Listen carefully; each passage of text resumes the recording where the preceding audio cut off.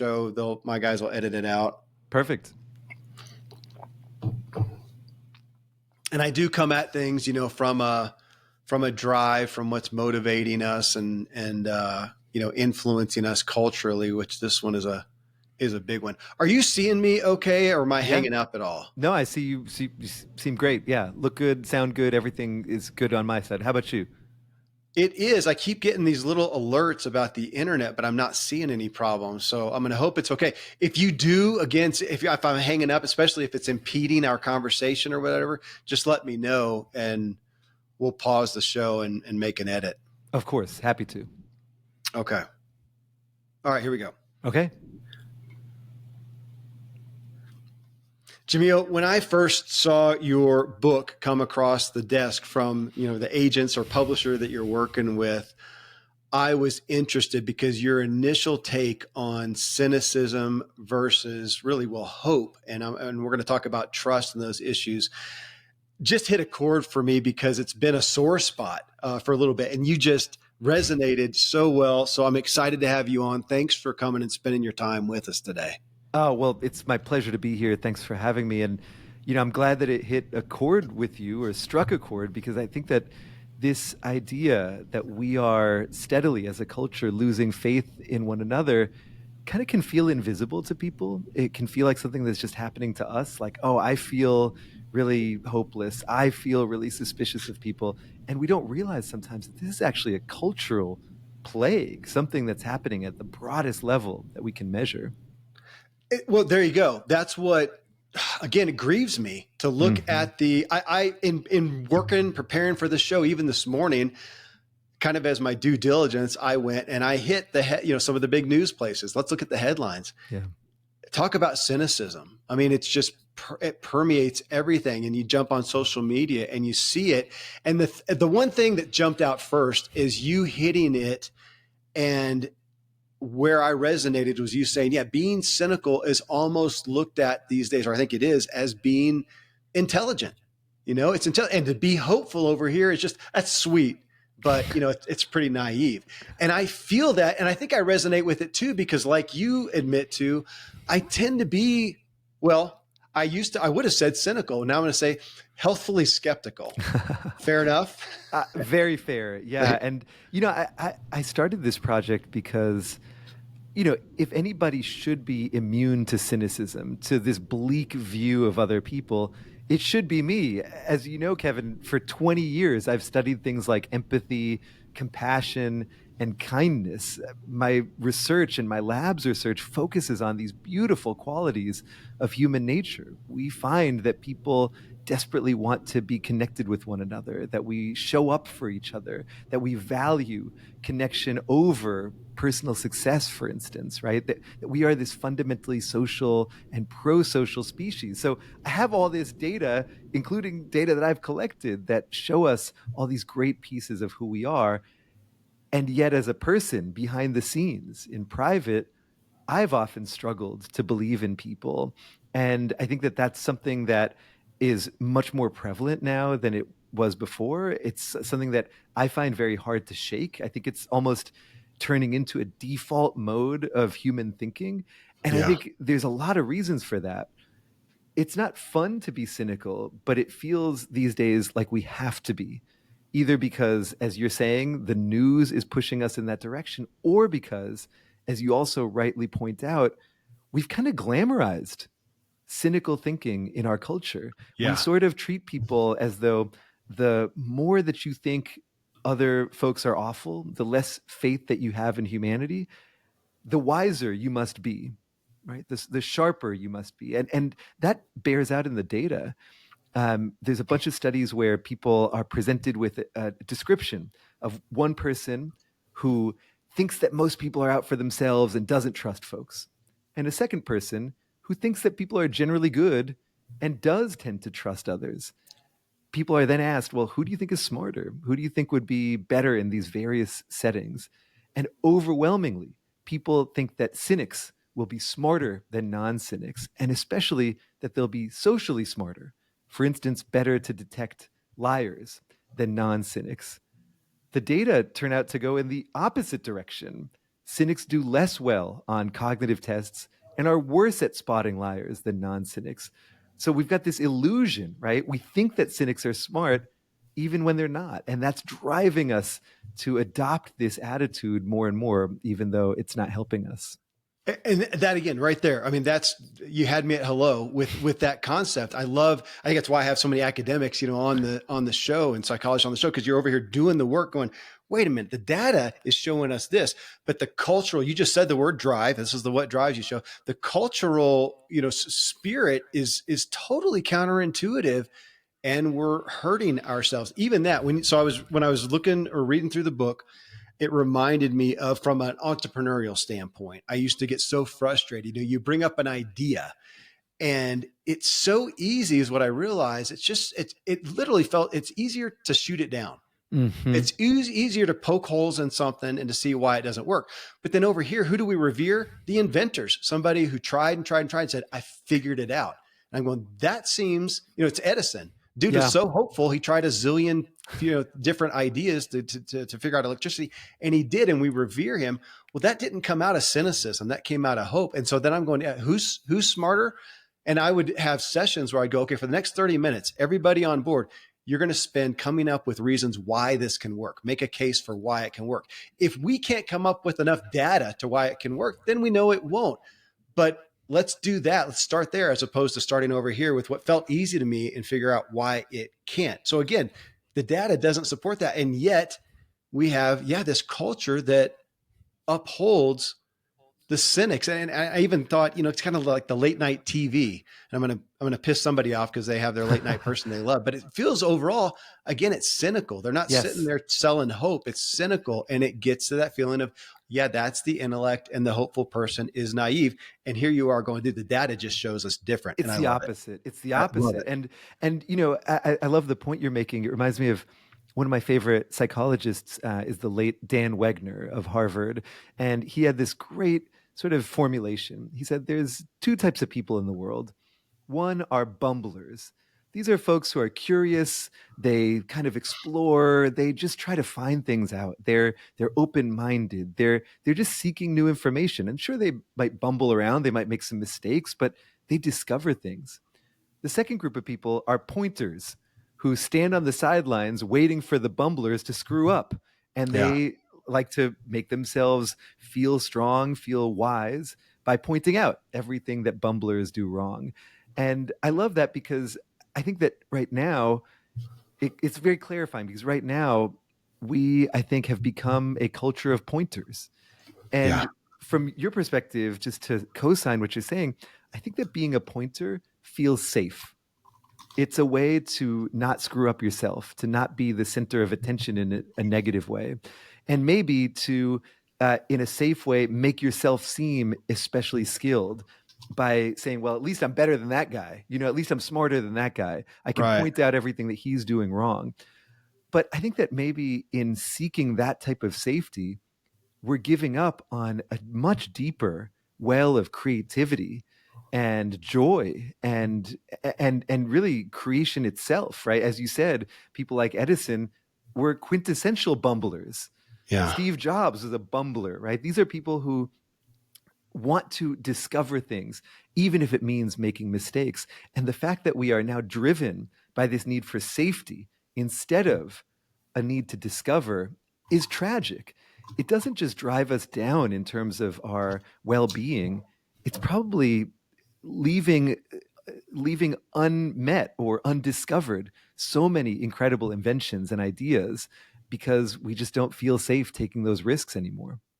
Okay, so that's really curious to me, Jamil, because I was going to ask, literally. I mean, we know that from a psychological standpoint, if you are, holding on to depression or negativity or whatever, you are getting something out of it. If I'm being negative, I'm doing it because I'm getting something out of it. There's a term for that I can't remember.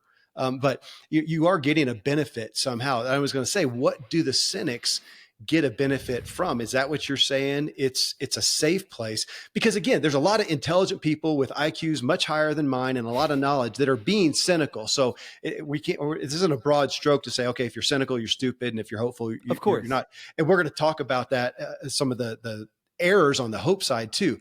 But to come back to my curiosity of, okay, if you're being cynical, you're getting something. Is that it? You're feeding a safety? What else would you put in there? Yeah, I think that's a big part of it.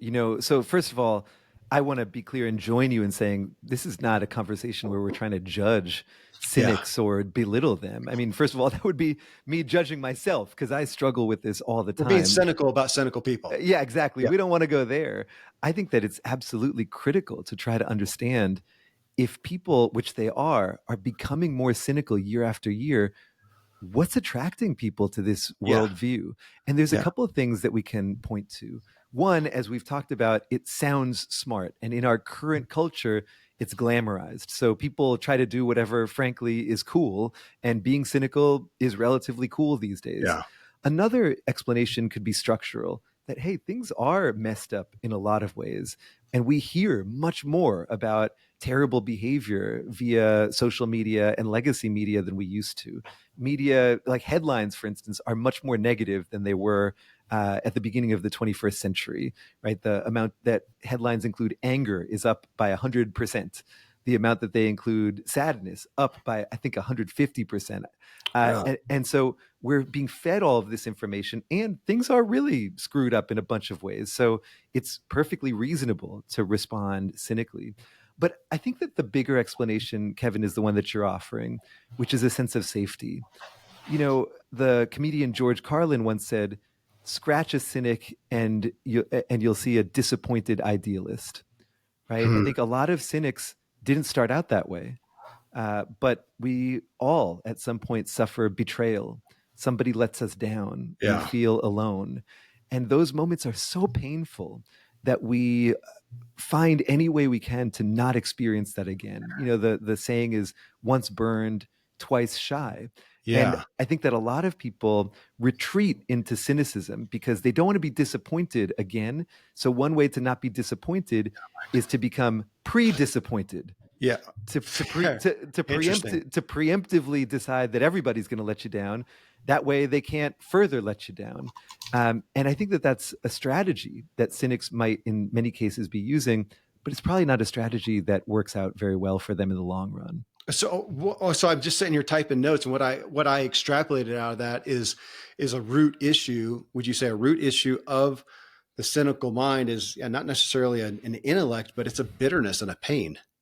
Yeah, I think pain that has kind of over time hardened into a form of bitterness or even just generalized mistrust. One group of people who tend to have a hard time trusting others are folks who are insecurely attached.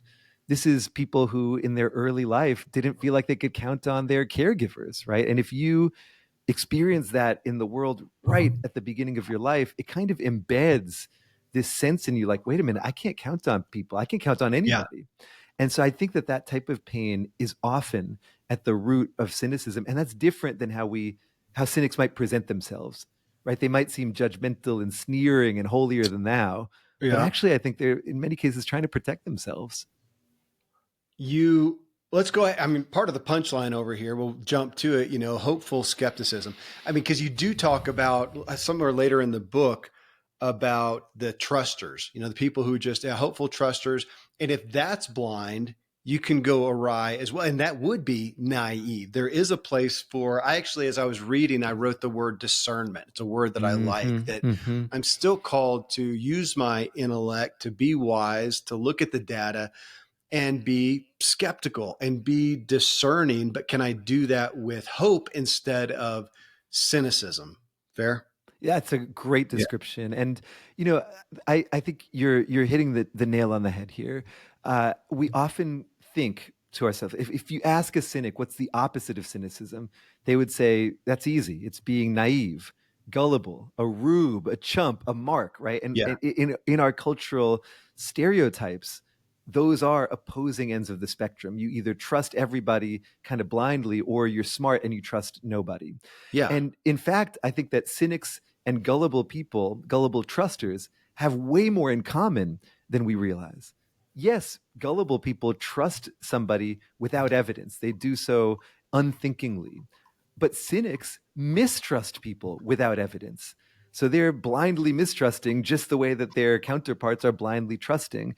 And to me, the opposite of both of these mindsets is not to be gullible, not to be cynical, but to be skeptical, right? And skepticism, if you think of gullible people as sort of blindly trusting, you could think of them as lawyers in the defense of humanity, right? No No, matter, yeah, I was just going to pull that out, okay? Because yeah. that was the best analogy that I had. You said, yeah, it's like two ends of lawyers who are both arguing their side, and both of them are ignoring half the evidence. I thought that was brilliant. Thank you for that. Yeah, of course. I mean, and then skeptics, and this is one thing that I'm really hoping to do with this book is to help people be more precise in their language. Because a Yes. lot of people tell me, oh, I'm cynical. I don't just trust people when I meet them if I have no information. I wait to find out.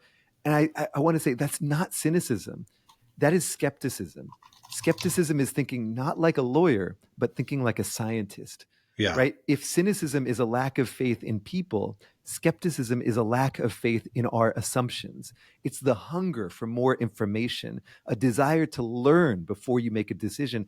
And that is the healthiest and most productive way, I think, to take in social information is by actually taking it in, not bringing our preconceived judgments, positive or negative, to bear, but rather letting people show us who they are. Okay, I'm going to bring in a current focus that I'm working on that I connected with right at the beginning of your book. I think it was in the intro, and you're telling the story about your friend Emil. Mm-hmm. And I pulled this out of the book. This was you quoted him in the book. And I'm going to quote it. He said, as a neuroscientist, I learned that our brains don't really see the world. They just interpret it. That's big focus of me, of life interpreted, that as we look out and think that we see reality, we think that we see facts and that we perceive what is actually true, we are seeing a construct. We are seeing what our brains are able to interpret based on, oh my gosh, an infinite number of variables. And yet we want to present it as truth, which brings us back up to the cynical worldview. And I am so tired of seeing stuff that everything, whether it's the world or politics or whatever, it's a trash can fire. You know, that's the Right, big, right, right. I'm going, I don't experience that. I experience some traumas and tragedies, but I personally experience the world pretty beautiful. And it's not because I've been untouched Right. by hardship, but that's a worldview. That's a perception. We don't have any fact going on here. This is what psychologists call naive realism. Okay. When you think that the world that you experience is just the world, that you are objective, and everybody Yes. else, of course, is biased. Right? That's another piece Yes. of naive realism. Is if somebody disagrees with you, it's because they're not seeing the full picture. Never because you're not seeing the full picture. The fact is that a major message of psychology from the last 100 years is that each one of us inhabits our own version of the world, shaped by our experiences and by our genes as well. And I think that it casts cynicism in a whole new light.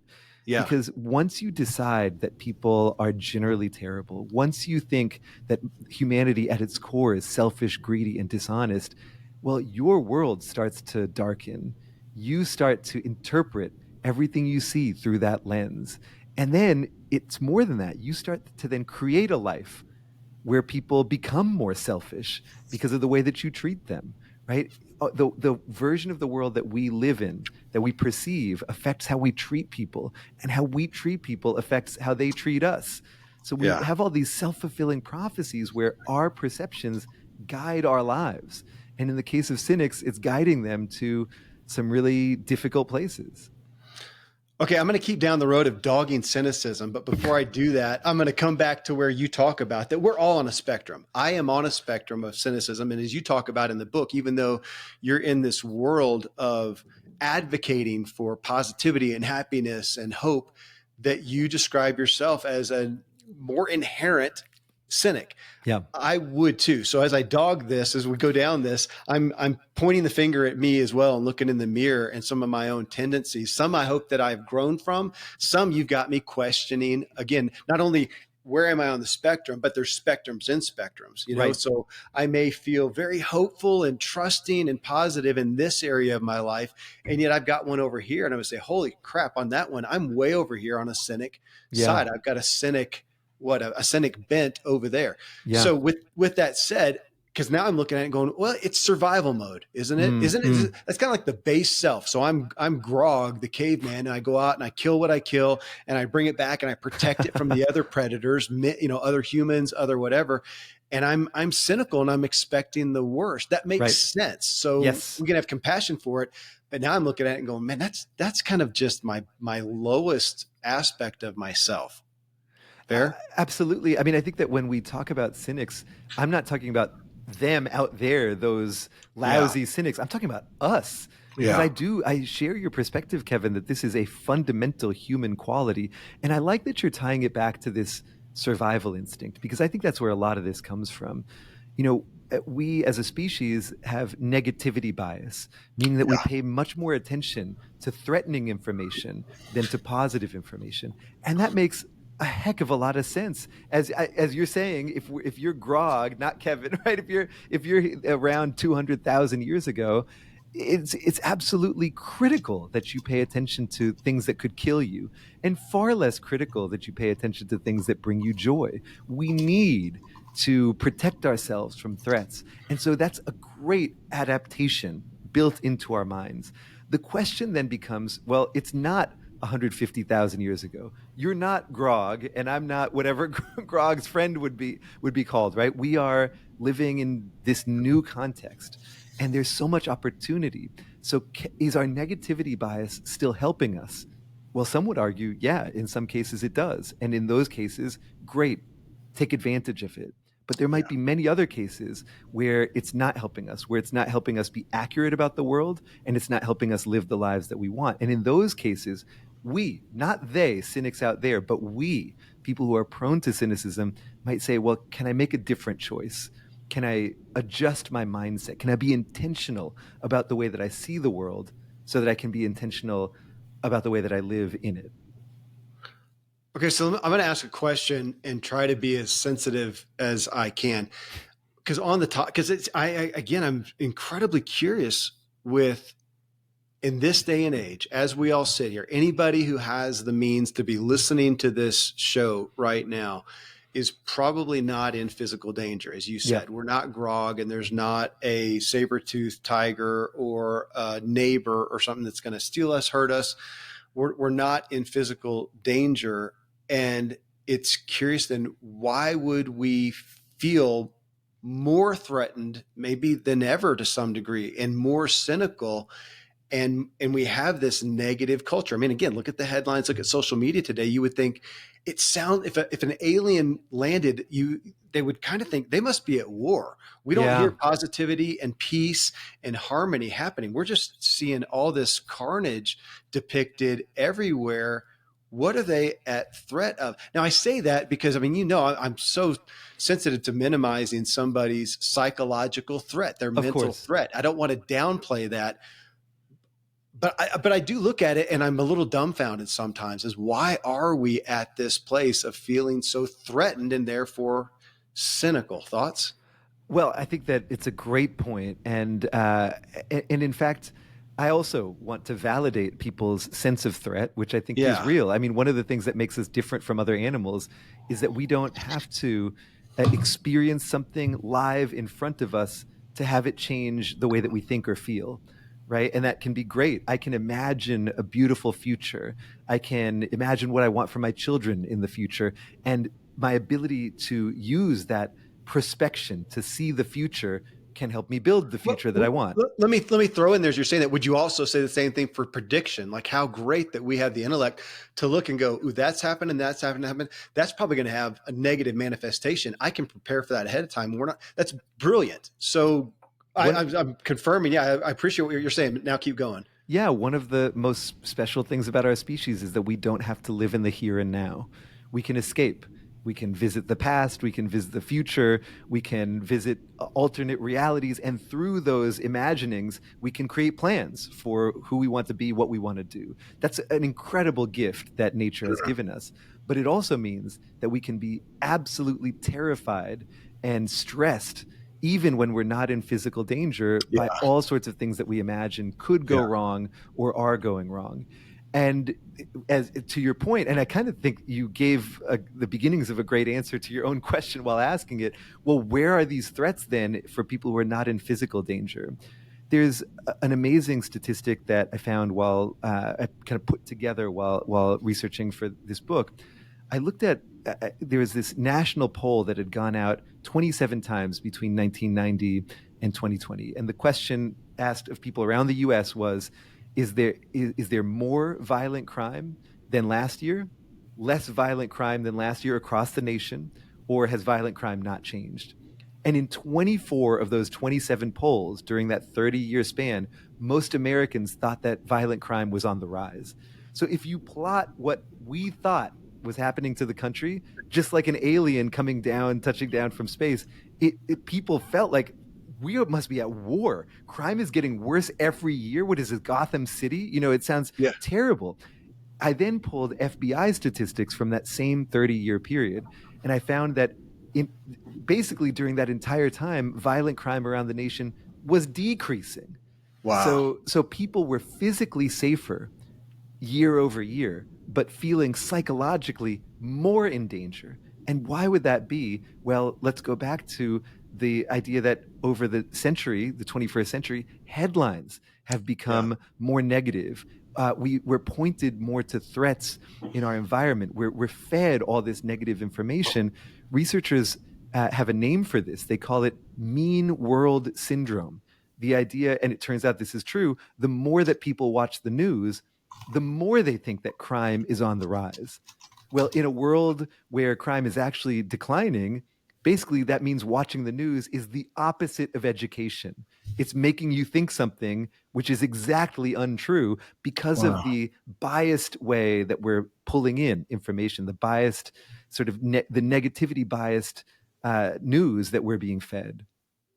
So this is curious. Yesterday, Jamil, on another topic, I looked up. I mean, because we've known this from marketing wise and media and stuff for so long. When it bleeds, it It leads. leads. Right. That was, and I was curious on the history of that. And you do a quick search right now, and they say that started back in the late 1800s. The Wow. late 18. This was before the information age that we have, and yet we're still doing it. It hasn't changed. It gets more views.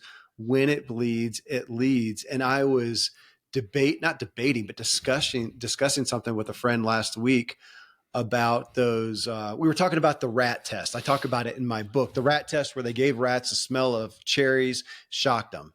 Smell of cherries, shocked them. And of course, they get scared of cherries, and Sure. then their children are scared of cherries, and Right. and it went down like 4 generations. I mean, it literally, impacted their cells. And thinking about that and giving, again, grace to some of the fears and the hurts that we have that may have been nothing that's touched our lives directly, it's behind us. And the question came up, well, why don't we have that positively as well? And Yeah. we were looking at it going, well, I think we just don't let the positives impact us as much as the negatives. There's What do you this think? there's this combination of an ancient set of instincts to protect ourselves, to be Yeah. safe, an absolutely valid set of instincts without which we might not be here right now, right? Yeah. So you combine that ancient set of instincts with a modern machinery. And I mean, 1890 sounds like a long time ago, but right here in San Francisco, William Randolph Hearst and his San Francisco Examiner, right? They started this yellow journalism, which was this idea of super sensationalistic, grabby coverage. And that's where if it bleeds, it leads, really, I think was born. So but 1890 is the blink of an eye in evolutionary terms, right? So we had this instinct that was helping us survive, but then if you think of that as a sort of candle, right, that we're using to stay vigilant, to see in the dark, yellow journalism and other sensationalistic news poured gasoline on that and turned it Yeah. into a fire that burned down Absolutely. our entire campsite. Absolutely. It's okay. A big aspect of this that you come to in the book. I mean, because we're talking about cynics, and we're going to get into, obviously the other side of hope and trust. But I wanted to hit on trust because as I was reading your book and thinking about you pondering your own story, so you start off, and for folks, go get the book. It's an incredible book. We'll be touting it a lot. I really appreciate the stories that you put in there and how you came into this, and just the humility you wrote it with. Jamil, was significant to me. And you talked about your own story of living in chaos, is what you said, that you grew up in chaos. And you're talking about your friend Emil, who's passed away from a brain tumor. Is your colleague and friend Emil, who had a mother who sounds like was literally schizophrenic. Yep. But with him, she controlled herself, and he learned. I know I'm paraphrasing, but it sounds like what you said. She controlled herself, and he learned to trust her. So he grew up seeing not that things were rosy, but he trusted and his hopeful worldview. And here you are, didn't mean anything was bad, but it was kind of a thread of distrust in the chaos. And you're a cynic over here. And it got me to thinking about a root of cynicism, again, that I'm admitting I have as well, is a root of that, a distrust. Well, I was going to say a distrust, but even a distrust in, so with two questions, a distrust in people and maybe a distrust in self. Yeah, I think that's right. So Emil, just for your listeners, was Yeah. just this brilliant. He was a peace neuroscientist. He used tools from neuroscience to help people in conflict come together. His work was inspirational, but really his life was inspirational. And he Yeah. was one of the most hopeful people I've ever known. He was so positive. He would work with neo Nazis, hate group members, and try to convert them, try to bring them back. He would work with groups that were in conflict, like in Colombia and South America. He worked with Israelis and Palestinians. I mean, he went to the hardest places and he saw possibility. Hmm. And frankly, when we met, and I'm not the only one who felt this way, his positivity seemed almost supernatural. It's like, why is this guy so positive about people? Why does he believe that people can be good when he's seen them do such terrible things? I used to think maybe he was naive. I was going to say, it's not, but you found out it's not like he's shielded. The dude's on the front lines seeing the worst of the worst. Exactly. And I thought, is he just blocking out all the pain that he sees, all the Yeah. harm that he sees? But no, when I interviewed him for my first book several years ago, he told me all about his family. You know, his mother, as you said, right when he was born, developed severe schizophrenia. I mean, debilitating. Like she couldn't raise him. She couldn't live with him and his dad. She ended up living on the streets for years, the streets of Palo Alto, and I mean, really lived a very difficult life, which meant that he did too, right? I mean, Yeah. this is his mom, and as you were saying, though, his mom made this incredible, courageous choice to try when she was with him to just make a space in her mind for him, to be with him and to care for him. And he kind of saw her as his hero because of that. Hmm. You know, that she could, as he put it, walk through darkness, but spread light. Yeah. And that became his challenge, the challenge that he lived with. And when I learned this about him, I realized, gosh, hope and trust, the ability to have faith in people, doesn't come necessarily from living a sheltered life. It comes from the willingness to be open to humanity. It's a choice that we make. It's not an easy choice, but it's a choice that affirms who we want to be. You're talking about believing in ourselves. It affirms that we want to live according to our values, and it affirms that we're ready to see the best in others when they Yeah. show it to us. That term you just said, walking through the darkness to spread light. Again, I'm going to own it for myself and my own cynical tendencies. That what do I think I'm doing? I want to question myself when I'm being cynical. What am Yeah. I serving? Am I spreading light or spreading darkness? What's the end to it? Now, I guess I could say, well, I'm trying to warn people. That's got to be someone on the list. I'm not trying to warn people. Well, warning them to do what though? Because if we're Yes. just criticizing, what's the constructive alternative? If there's not a hope to maybe that's it. Would you say that if there's not, if you're being cynical, critical, skeptical, and not pointing to a hope, what is the point? Well, I mean, I think the point can be to warn people, and Okay. from my perspective, that's a really laudable and honorable goal, right? Oftentimes, like in my lab, one of the things that we study is gossip, right? Mm-hmm. When given the chance to talk about other people, who do we talk about?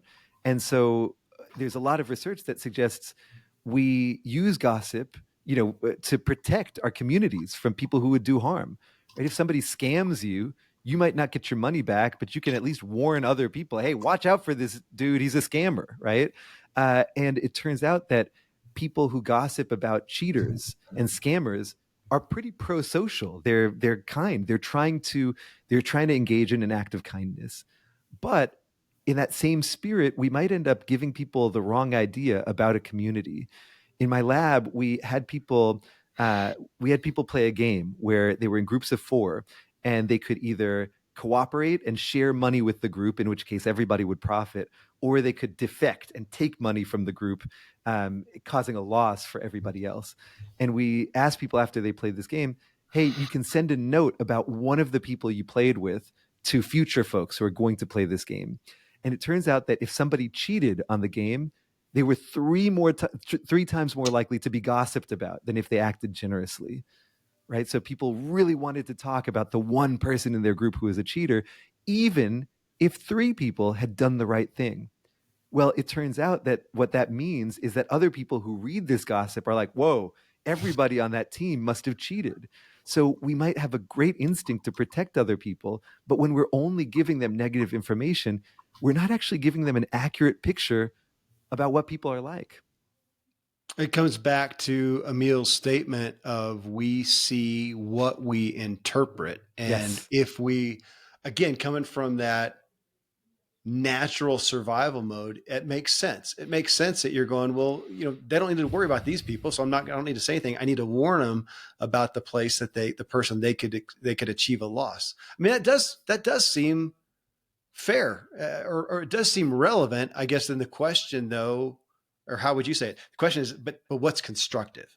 Yeah. Yeah, and I think that it's constructive to warn people about cheaters, but if you then neglect to also share information about people who are doing good, then you end up giving people just the wrong idea of what their community is like, and that changes their world, right? The world Yeah. that they interpret and see.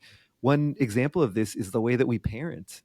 Like I think when I was a kid, you could never drink milk without seeing the face of a child who had been kidnapped by a stranger, right? And there was this whole idea of stranger danger.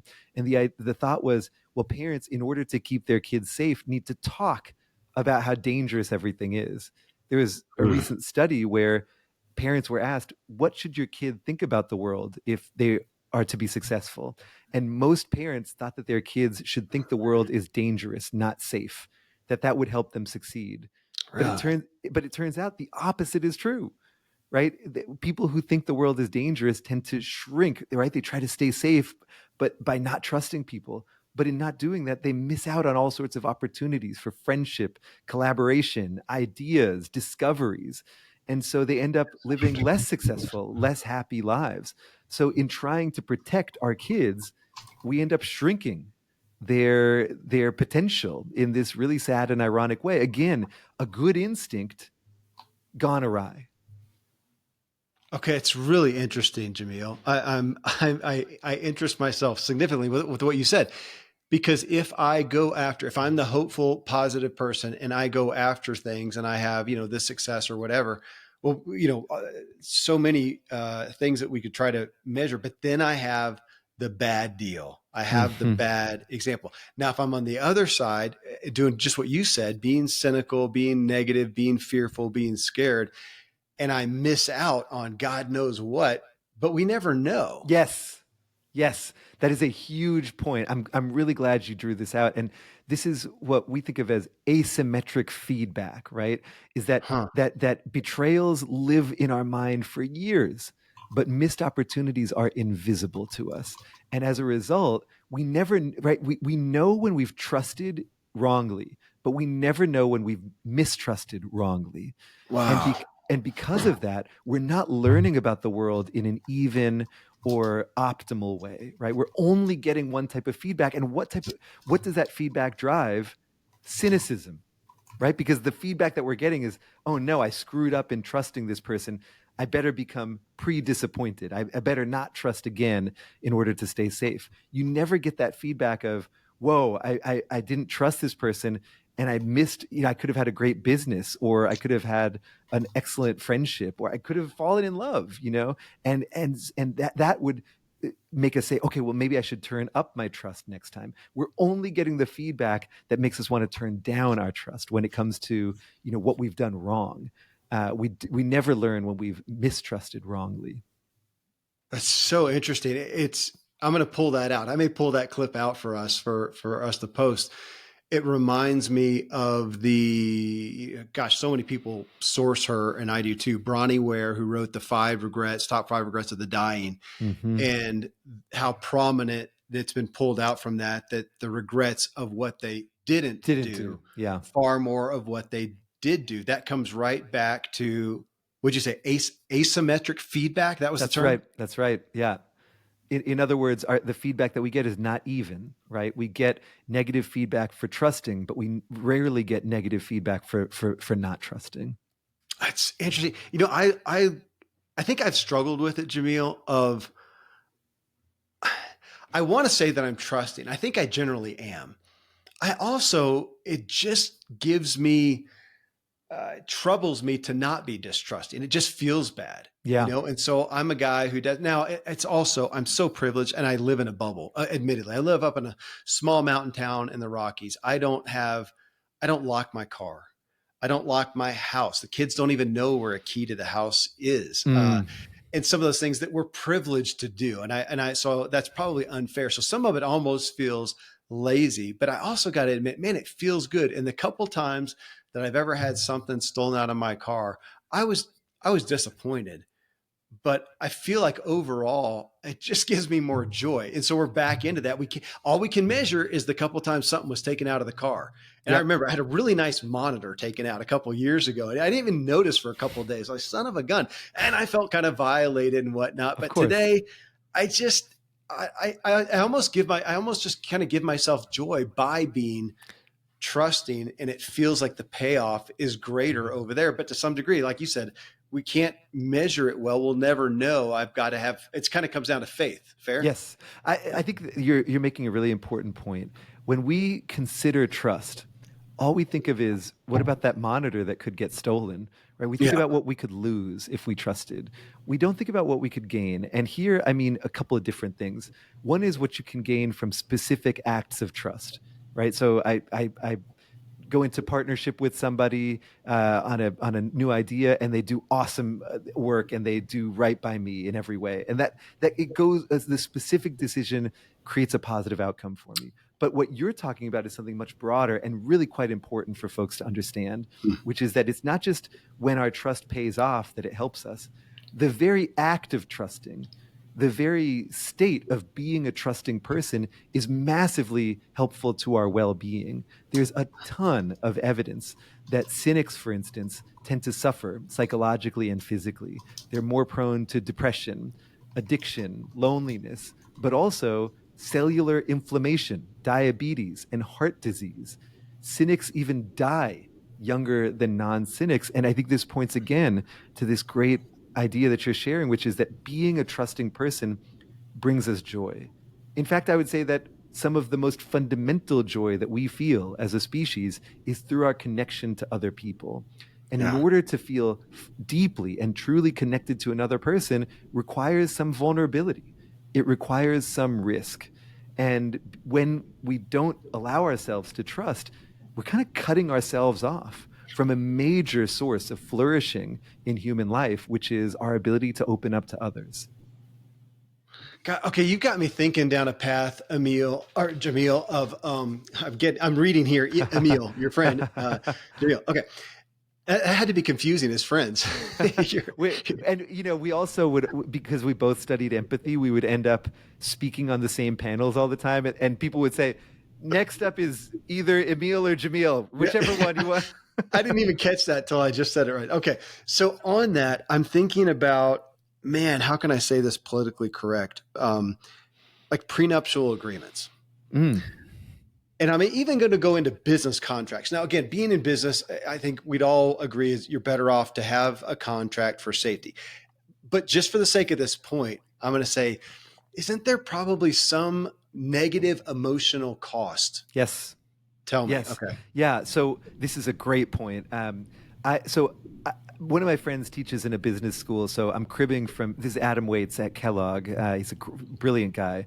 This is information from him. I'm not an expert here, but what he's shared with me is that in general, there's something known as contract creep, that contracts have become more elaborate than before, and interactions that used to not be contracted are being contracted more, that there is sort of more specificity, that things that we used to leave to trusting relationships, we now feel like we need to write out to make sure that nobody runs away, or breaks a contract.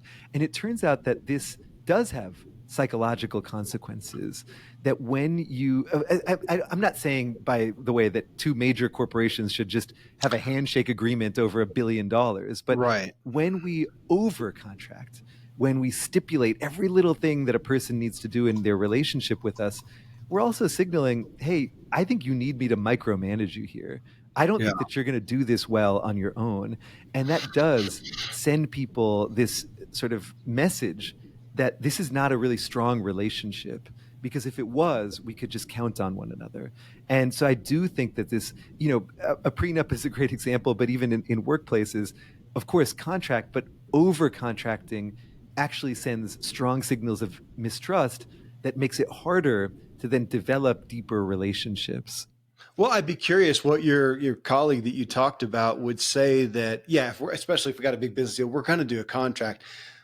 But would there be a place, would you advocate that along with that, understanding the psychological weight that can go along with that, to just address it, to say, Yeah. look, care about this relationship. We're going to do a contract. We know it's wise just because things can happen that are unforeseen or whatever.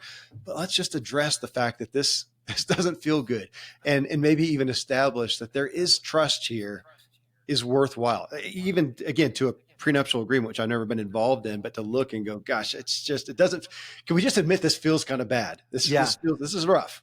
I think that's a great idea. And again, another question becomes, what needs to be contracted and what doesn't need to be contracted, right? So economists talk about transaction costs. This is the idea that when organizations don't trust one another, their contracts are more elaborate and they pay lawyers lots more money to put those contracts together. There was a great study of auto manufacturers that measured the amount of trust that they had with their suppliers and then with the companies that they were selling cars to, the dealerships. And it turns out that organizations that had lower trust relationships spent more in legal fees. Yeah. I'm not talking about afterwards because something had gone wrong. They spent preemptively more in legal fees to protect themselves. So in essence, when we can't trust one another, we end up just paying lawyers to replace that trust with a bunch of stipulations. Which you'd want somebody out there to go, hey, maybe if we're paying this much to contract us, it's not a good deal. It's not a wise thing to do. Okay, I want to bring this in, and this comes into more into the hope side of things. But looking at cynicism, you actually said that it's like putting on, back to the interpreting life, is cynicism is kind of like putting on a pair of dirty glasses as opposed to hope there. But I'm interested in the concept. I have never experienced the term having so much traction as it does now out here in the personal growth, self-development, self-improvement arena of manifesting.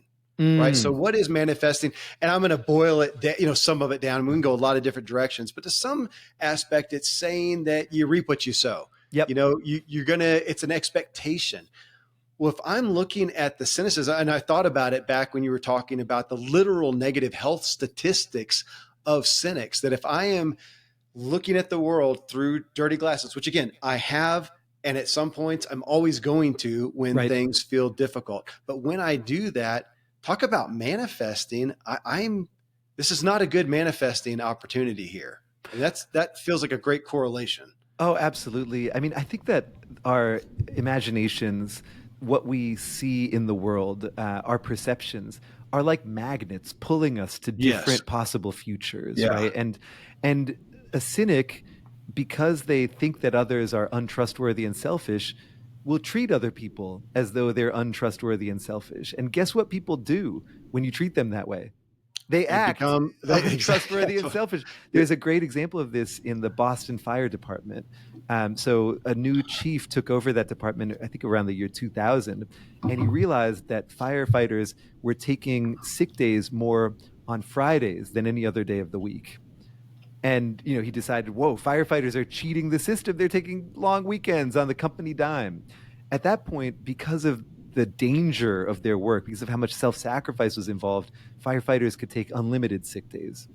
And it was pretty unstructured and unmonitored. It was not over-contracted, put it that way, right? Okay. And the new chief said, all these people are taking advantage of me. No longer. I'm going to treat them like the selfish cheats that they are. And so he said, from now on, it's a cap of 15 sick days maximum. And if you take more, your pay is going to be docked.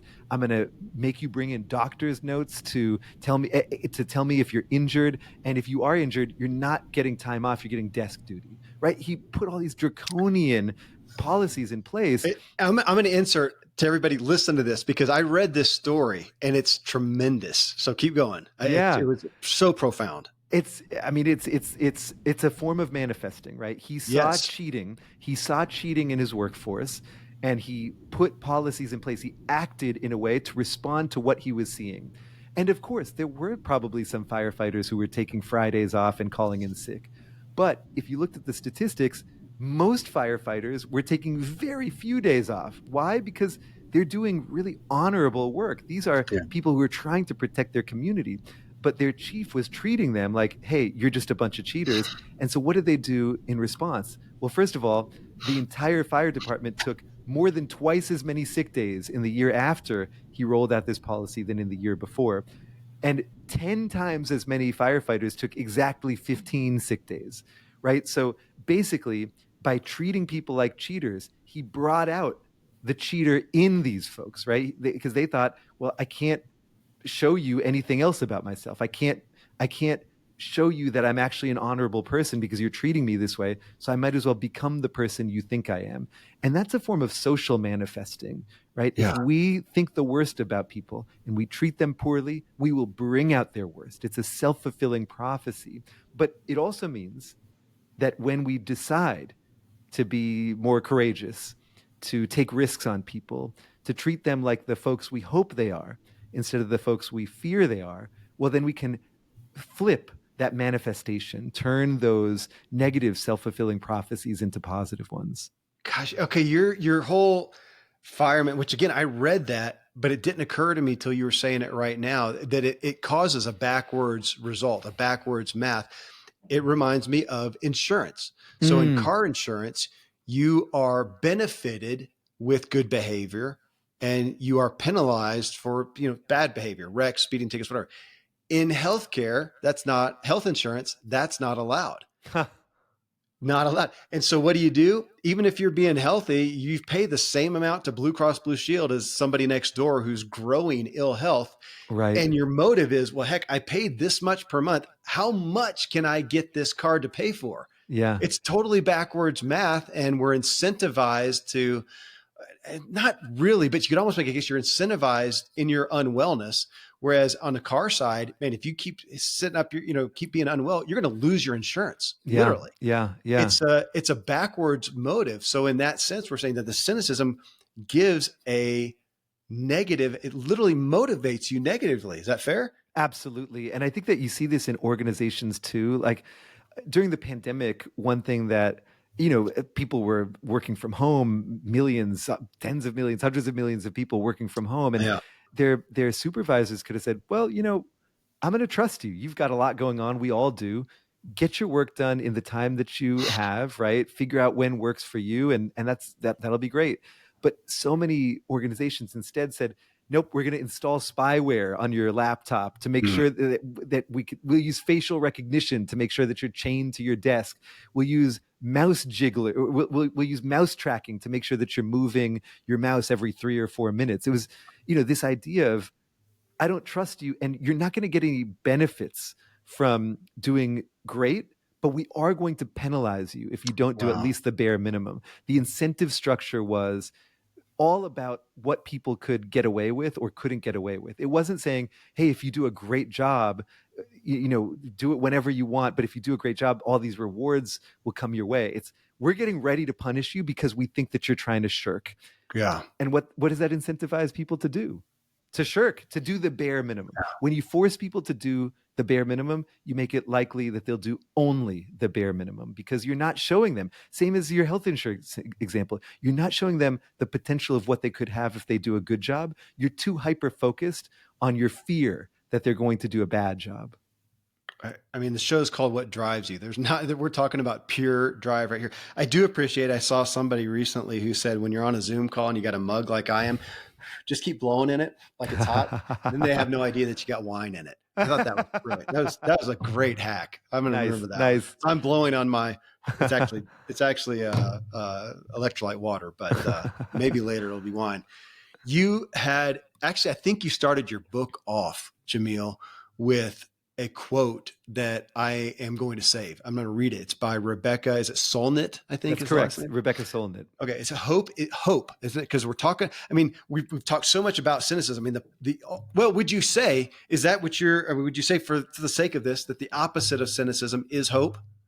I think the opposite of cynicism is skepticism, but I think that one of the things that I discovered in working on this book, I guess, is a reality with two sides. And we've been talking, Kevin, about the first of those sides. Everything you lose when you give into a cynical worldview. But the other side of this same coin is so beautiful because oftentimes our cynicism is unwarranted. When you look at the data, people are much better than we think in a variety of different ways. They're more compassionate.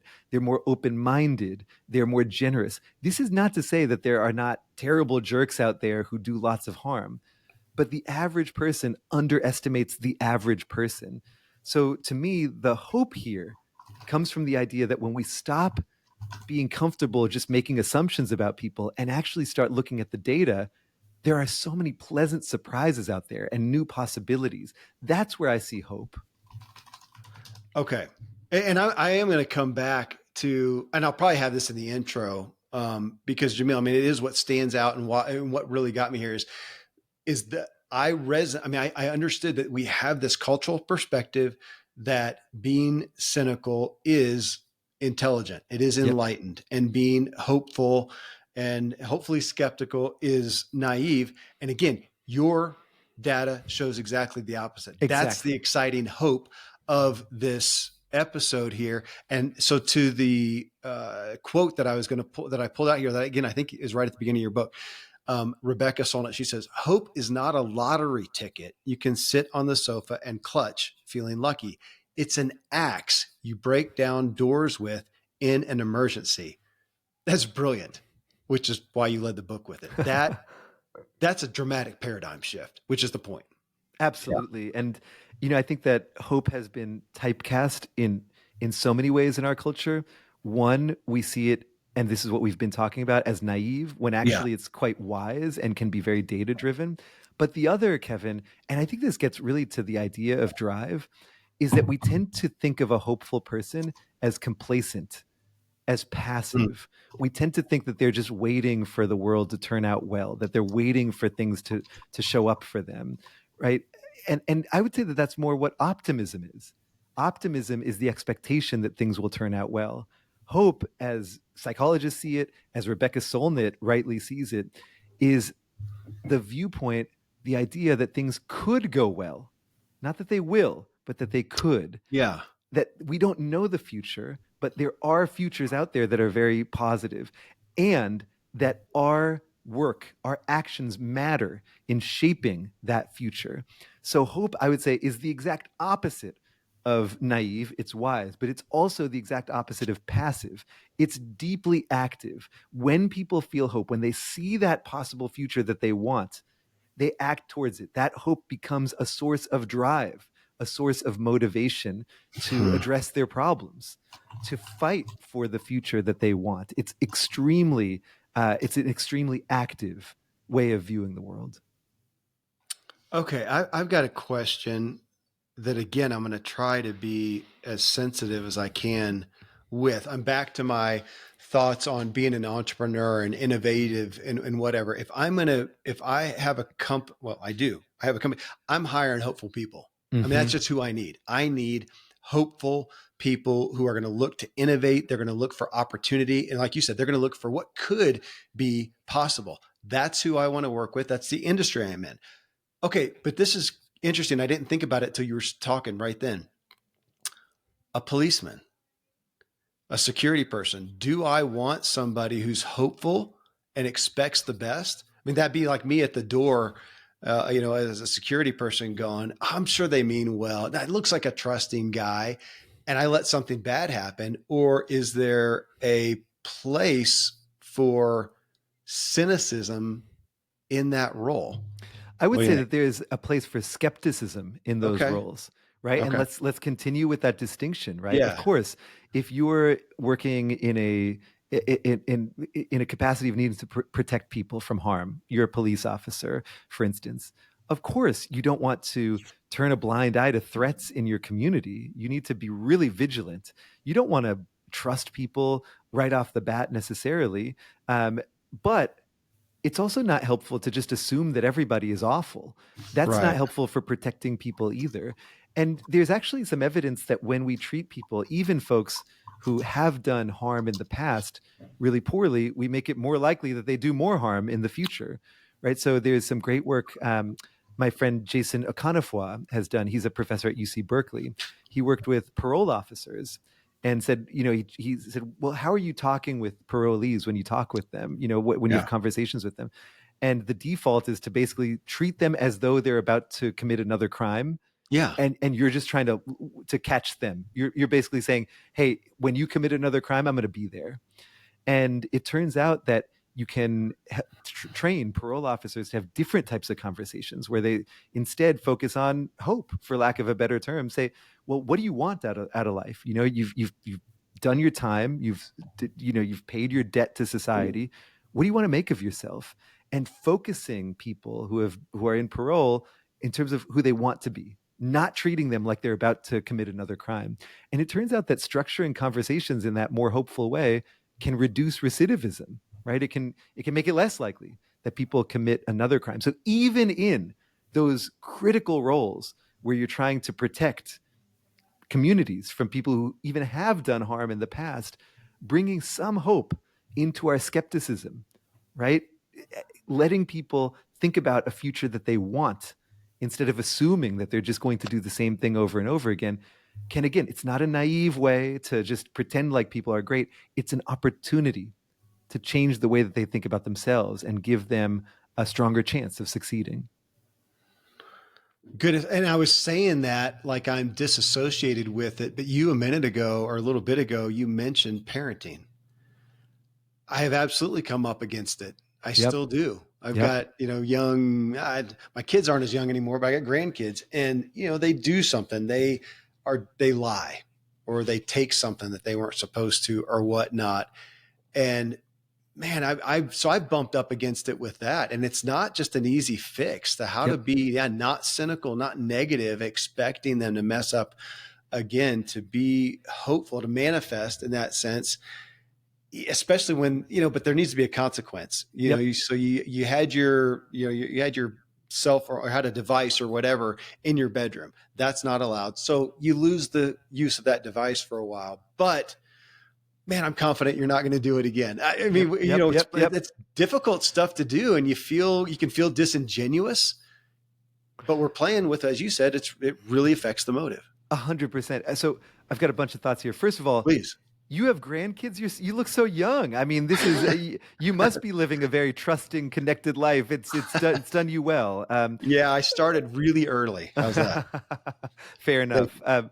But yeah, I mean, I think that this is a major piece of parenting, right? Is when somebody does something wrong. It's also, by the way, part of I think the way that teachers can reconstrue their roles as Yeah. well, right? When Yeah. you're working with kids, when you're living with kids, and they do something wrong, a question is, do you define them through what they've done wrong, or do you define them by the opposite of what they've done wrong, right? And the question is, oh, you did this, that's you, or you did this, that's not you, right? That's good. And those are really, it sounds, I suppose, subtle, but I think it's massively important that, especially when a kid has done something wrong, they realize that adults don't think that's who they are, right? That Right. actually, I know you're such a good kid. I know that you're trustworthy. And so this just doesn't, this is not who you are. And, I think that you can work a little bit harder to show the world what you're really like, because I know you, right? And it turns out that, again, Jason Akonafwa, the same scientist that I've been telling you about, he's done work with teachers where he changes how they discipline students, right? He Okay. trains some teachers to use what he calls empathic discipline, which again is taking a kid who's done something wrong, not pretending that they haven't done something wrong, not avoiding punishment either, by the way, right? So this is in the context of you're going to detention or you're even being suspended, but it's what's the conversation around that? And here, the conversation that he trains teachers to have is, you are going to be punished for this, of course, but we know this isn't you. We know that you can do Yeah. better. How can I help you be the person who you actually are instead of making this mistake, which I don't think is really you? And it turns out that, again, when you train teachers to give discipline in this way, students are suspended less often in the future, right? So, again, when we typecast a person based on their worst behaviors, we make it more likely they get stuck in behaviors like that. When we show our hope in them, we make it more likely they have the drive to pull themselves out of that behavior and to become a better version of of themselves. It reminds me again back to the manifesting, concept of expectations, and I have seen it in some acute ways. I've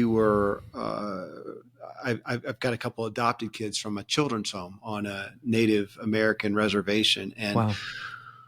it was a hard place. You'd have all these kids in kind of an orphanage, basically, with house parents, whatnot, and we saw some examples of kids who were struggling, and were told it's just you're a bad kid, literally face value, and it was heartbreaking, and I wanted to control it, and I just couldn't with everything, and to see it pan out and to see them become that bad kid, it was as acute as you could imagine with that. But to see how that happens even in our schools and in our prison systems, like you talked about, and people in there, when the expectation is there, and I say that, and I feel like I've maybe I've touched on it even in my own life. I mean, you can have that happen with a spouse who loves you, and yet they get Mm-hmm. upset and say, you always do this, or you Yeah. Yeah. whatever.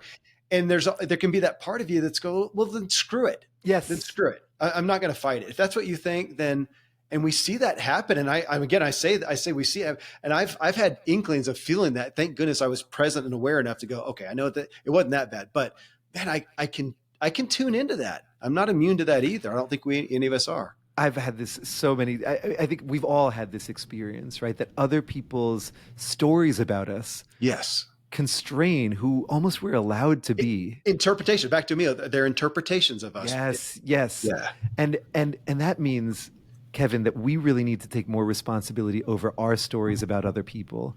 We need to realize that the stories we tell ourselves about the people in our lives change who they become. That we have massive influence. And I think we often act as though we don't have influence. It goes back to that objectivity bias. This idea that, oh, I'm just passively receiving information about people. I have no responsibility for that. But actually, the stories that we tell about people, the ways that we choose to view them, can change the course of their lives. And that's especially true if we have power over them, right? If we're a parent or Yeah. boss or teacher. Another thing that I think this is an amazing and really sad story that you're telling about these kids who basically are made to feel hopeless, I would say, about who they are, is that brings me to another place, a point that I really hope your listeners can understand. We've talked about hope being viewed as naive when it's not. We've talked about it being viewed as passive when it's very active. I now want to come to a third stereotype, which is that hope is for the privileged, right? And I get this all the time. People say, "You're writing about hope." Sure. Well, you're a professor at a fancy university. Your career is going well. You've got all your needs met. Of course, you can be hopeful. What about me? I don't. My life is not that easy. It turns out that hope is especially important and makes the biggest difference not when things are going well, but during times of adversity, of struggle. and that hope is especially necessary in, for instance, those orphanages, right? That's where it's Yeah. most lacking and where it could make the biggest difference. Because again, hope is not there to make you feel great about how things are. Hope exists to help us break out of situations we don't want to be in, to construct a better future for ourselves, to face and overcome our problems. So again, hope is not for the privileged. It is for everybody, even and especially when we're having our hardest times. Goodness. Okay, tell me your thoughts on this, Jamil. That back to that aspect, or to this aspect of interpretation, that X event happens. Okay, the ones that we read about in the news or in our town or on social media, whatever. So something happens, and whether I am coming and telling you a cynical view, or I'm over here telling you a hopeful view, Mm-hmm. then the question that I ponder is, am I, or either of these people, are they telling you about what happened, or are they mainly telling you about themselves? Huh. And give help me out. That's brilliant. I love that. Yeah, I mean, I think they're doing both, right? We Okay. are we are noisy transmitters of information, right? Let's say that I, that we live in the same town, and I see, we're about to meet up at a coffee shop, and on the way over there, I see that there's a house that's on fire, and Yeah. there's firefighters going to, to put it out. I then meet you for coffee. What am I going to tell you? Am I going to talk about the fire? Am I going to talk about who said it? Am I going to jump to the conclusion that this was an arson attack? Am I going to talk about how much criminality there is in our town and how people really This can't be neighborhood's trusted? going to hell in a Yes, handbasket. That's a exactly. trash can fire. Everybody, yeah. Exactly. Am I back to trash fires? Yeah. Or will I say, wow, the firefighters got there, within 4 minutes. This is really quite efficient. They were so brave. One actually went in and saved somebody's life. It was an incredible scene of heroism, right? Wow, people are incredible in what they are willing to risk to Yeah. protect one another, right? There are fun. So in either case, I'm telling you, hey, there's a fire down the street, and if it's close, maybe you want to go to a different cafe, right? But I'm also telling you that event through the lens of my reality, through the lens of, as Emil would tell us, my interpretation of the Yeah. world, because I don't experience it. All I can do is interpret. And so what I pass on will, to your as you beautifully put, tell you not just about what is going on, but it will also tell you about me. Okay. On that note, Jamil, let's maybe, to help with some compassion for ourselves as well. I paid a lot of attention. It's actually chapter 3 in your book, pre-existing conditions. Mm. It's an area that I probably put more and more focus on, because I come from the side of trying to deny the nature aspect, and I just want to be the self-made man on the nurture side. And yet, as I become more aware of a lot of things and realize it has an impact, I'm not going to let it be a crutch. I'm not Right. going to let it limit me. But there are some pre-existing conditions. And we mentioned this a little bit even in the childhood experience of you, Jamil, and Mm-hmm. your friend Emil, and the aspects of trust you may or may not have experienced. But so as people are hearing this, they're like me, you tend to look and go, oh my gosh, where am I being cynical? Give us some help on that, so we're not just dissing ourselves necessarily. I mean, it's something we want to grow from, but that there are some aspects of this that we did good reason to come by from our Absolutely. exposure. Absolutely. Well, I mean, so first we can return to the point that a lot of cynicism is based in instincts that truly help us survive. Yeah. So it's there Yeah. for a reason. But I Yeah. want to add something, Kevin, to what you're saying. You're talking about nature and nurture. Yep. I think that those conversations need a third piece. I think that our Okay. behavior is determined by nature, nurture, and structure. That Okay. is the structures around us, the environment around us. And it turns out that that matters a lot for cynicism. If you're in an environment that, I mean, let's go back to this orphanage that you were talking about, right? Yeah. This is a setting where these kids, sadly, I mean, and you can correct me if I'm wrong, but if my perception of orphanages has any basis in fact, these kids probably don't feel very safe a lot of the time. They might feel like they need to compete or even to fight each other sometimes to be safe, to protect And themselves. very, very, very hopeless. Yeah. Very hopeless. And Yeah. and if you're in a situation full of competition where people are hurting one another, or where people are even not hurting each other, but you can think about a corporate setting where everybody's competing against everybody else instead of people being cooperative, Yeah. those environments bring out cynicism in us and also make it more sensible that we would be cynical. So if you feel cynical, if your listeners feel cynical, it might not be because of our genes. It might not just be because of our individual experiences. It might be because of the broader social structures around Yeah. us. Okay. So one example of this is in societies that are more economically unequal, people tend to be more cynical because they tend to feel more like they have to compete with one another. So I think that there's a lot of reasons that we might feel this way. And again, I think you're rightly saying, hey, let's have compassion for these feelings. Let's not be cynical about cynicism. Let's not punish ourselves because it doesn't come easily to us to trust people. But we can ask ourselves, when is this serving me and when is it not? And in the moments that we decide it is, go ahead. If you are in a really competitive, hurtful environment, by all means, protect yourself. I'm not saying to go out on a limb if you think someone's going to snap it behind you and let you fall Yeah. to the ground. But if you notice, like many of us do, when you open your mind, that actually your cynicism isn't matched up with what people around you want to do, right? If you find that actually people are more trustworthy or kinder than you think they are, there are all sorts of tools we can use to move from cynicism to hopeful skepticism. I'm thinking here, I'm taking notes. It's all just so relevant that we talk about worldview. I mean, we should all be able to go back somewhat to our upbringing, our parents, caregivers, whatever, and go, where did they fall? Mm-hmm. And I feel like that's what you're saying in that chapter is give weight to that. Mm-hmm. Not a crutch or an excuse, but my gosh, if you lived in a home where the worldview was, yeah, the world's a trash can fire, you never get anything for free, you don't get something for nothing, nobody's out for you, it's all up to you, or even worse, you suck and you're Yeah. never going to Yeah. amount to anything. I mean, to go to that it reminds me, Jamil, of the ACE score. So yeah, in psychology or health and wellness, the ACE score, adverse childhood Yep. effects. Mm-hmm.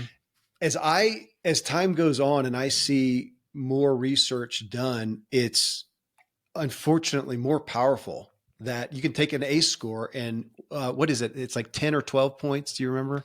I can't remember Um, the exact number. Something like that. And if you score on those, it does not mean, it does not limit you to anything, but it does say, wow, you're carrying some extra baggage. You got Yep. some other stuff to work with. So same thing. If you're hearing this message on cynicism versus hope and realize, man, I grew up in a cynical place. You've got more to work. I mean, you got more to work on. I mean, you just do. And talk about privilege. And if you didn't, what a gift for you to be grateful for too. But it's significant. I can't relate to it, Jimmy. I mean, you talked about growing up in chaos. I grew up in a hopeful home, and I Mm. feel privileged. I feel like it was given to me on a silver platter.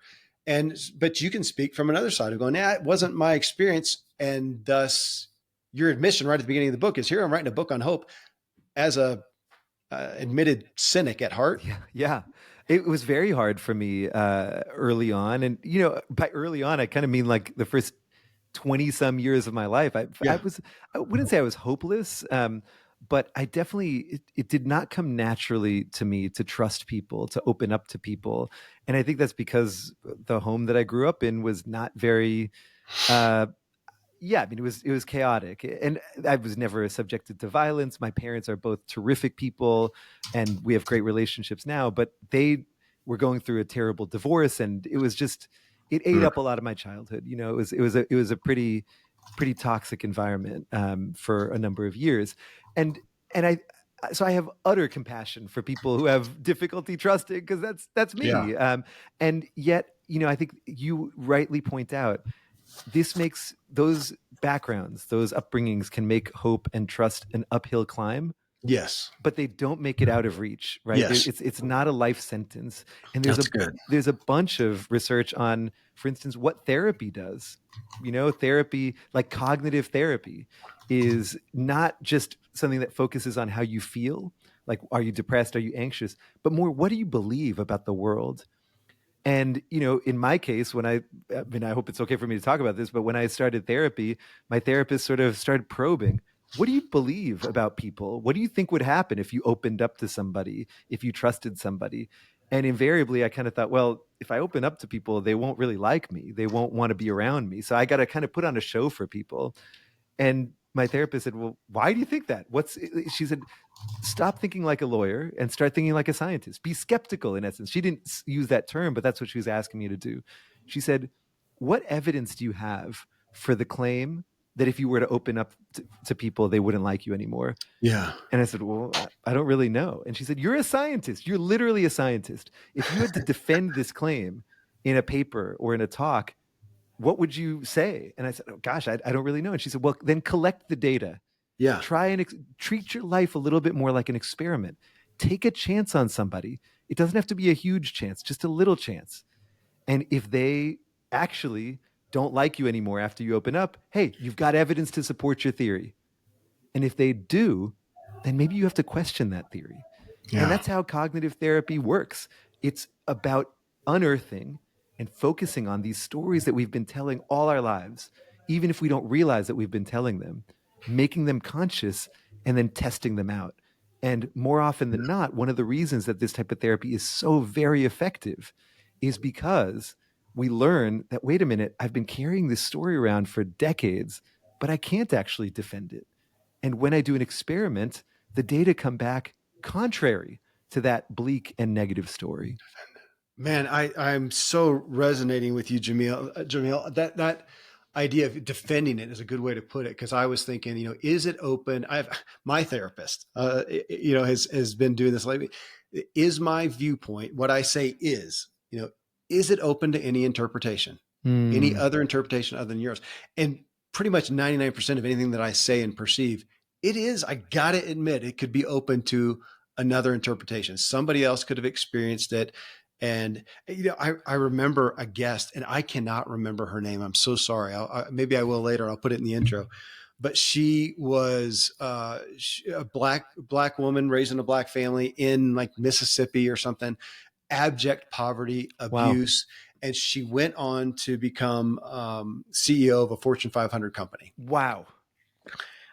Incredible story. And she said in that, with compassion, but she said, I want to find people. She said, I want to find people like me who come from where I have, and let me talk with them because I get them. They don't need to be talking to me, the white guy, 6 foot tall, American white privileged dude. I can't relate. And they're going to, am I privileged? Yeah. And I can't speak to them, but she said, let them come to me. But I've thought about that since. And you brought me thinking about that too, that as somebody is sitting here hearing this and saying, yeah, I had some hard stuff in life.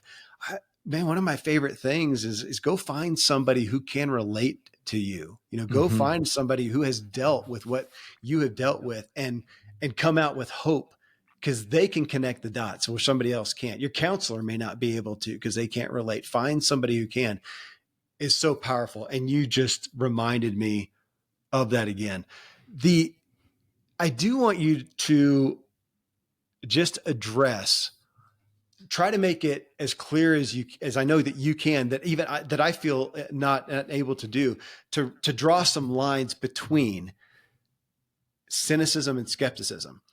Because my tendency was to look at cynicism and hope. And you're saying, well, no, really the opposite is skepticism. And they have some corollaries that are relevant. It's Yes. not being naive. It's not just being dumb trusting like I think I tend to be sometimes. And I'm just like Forrest Gump, and it may make me happy, but might get me into trouble. But some relevant lines between cynicism to take discernment, which exists Yes. with both of them, but instead of cynicism, skepticism, just a couple comparisons maybe. Yeah, yeah. I can offer some comparisons and also maybe some tools if you want to Please, switch please. one for the other, right? So if you find yourself feeling cynical and want to try to become skeptical instead, try to practice skepticism, because it is a practice, right? I mean, cynicism is a default mode for many of us. So it's not automatic that you will get out of it. You have to be intentional about it. And so, again, one of the ways that I try to do this is to be skeptical of my cynicism, right? When I find myself mistrusting people, when I find myself coming to black and white conclusions like, oh, all politicians are terrible or whatever, I do challenge myself in the way that my therapist did. I say, Yeah. what evidence do you have? Try to put some skepticism against that.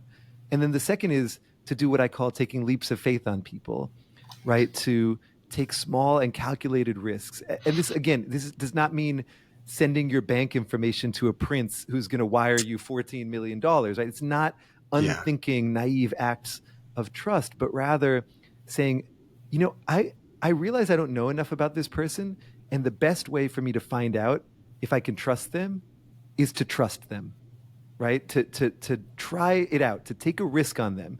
And if they don't step up, then that's great. I've learned something. I know that I maybe don't want to take another chance on them. And if they Yeah. do step up, then I want to make sure that I remember that. I remember that experience. And this is one of the other things is when people pleasantly surprise us, it's critical that we try to record that etch that into our brains somehow, because otherwise, left to our own devices, we remember the bad stuff way more than the good stuff. Yeah. So Yeah. can you question your negative assumptions? Can you test them actively through leaps of faith? And when things go well, can you savor them? Can you savor the goodness of other people in a way that lodges in your brain and actually starts to change your default assumptions? Okay, a couple of things on that. One, it's been a couple years. I had Rick Hansen on the show. Oh So yeah. Rick's a well-known guy. His book that I think kind of put him on the map was Hardwiring Happiness. And that right there, what you just said, can I take that what's going well and savor it? That was his aspect, that we let the negatives come in and hit us hard, and it Yes. makes an impact and it leaves a dent. Can we Yes. do that with happiness? Can I take the good? I do this today, Jamil, when I'm being aware and something's great. And I go, wait a minute. No, it's great. Can I hold on to it? Let it dent me like I do so easily, the Yes. negative things, Yes. and Yes. savor it. Um, Sorry, I just want to add, please. let the great stuff put a dent in us. That is just such a great way of phrasing this. And I also, my friend Dacher Keltner, he studies the emotion of awe. That is what makes you feel like there's a vastness to the world and the Yeah. universe, and makes you feel small, like you're part of something greater than yourself. And when I think about awe, I think about the galaxy or the Himalayan mountains or some grove of redwood trees. But Dacher asked people, thousands of people, to record on a day-to-day basis what made them feel awe. And the number one thing that made people feel awe was not nature or the universe. It was what he calls moral beauty, the Hmm. everyday goodness of other people, right? Wow. And this is so powerful to me because it means that this experience of awe is available to all of us every day if we just change a little bit what we notice and what we allow to make a dent in us, right? So when we open ourselves to others, when we engage in what I would call social savoring, not just savoring the good stuff like an ice cream cone or a sunset, but savoring others' kindness, savoring their compassion, savoring their open mindedness. One, we open ourselves to a whole world of new positive emotions like the awe at moral beauty. And two, we make it more likely that all of this puts a dent in us and we end up dented in more beautiful and productive and positive ways. Well, Jamil, you're my new evangelist of hope. Literally, we talk about hope, but I say that with all gravity that if I think about the word hope, even like happiness, I've got my go-tos, Arthur Brooks, Robert Waldinger, Sure. they're at Harvard. They've got the longest study on human behavior and they're my go-tos on happiness.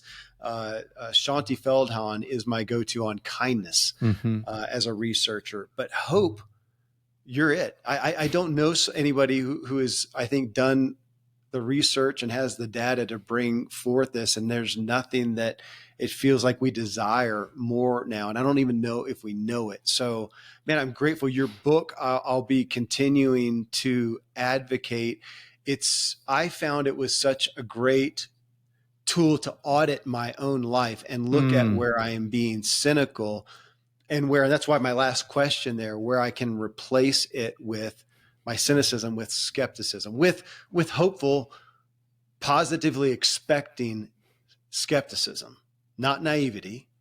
But thank you, and thanks for what you're doing, for the work, for coming at, for taking your research and making the gargantuan effort, which I know it is, to bring it into a book and to launch it here. I'm grateful to be one of the people who's helping put the word out and draw people to it, because I don't know what more we need in the culture today.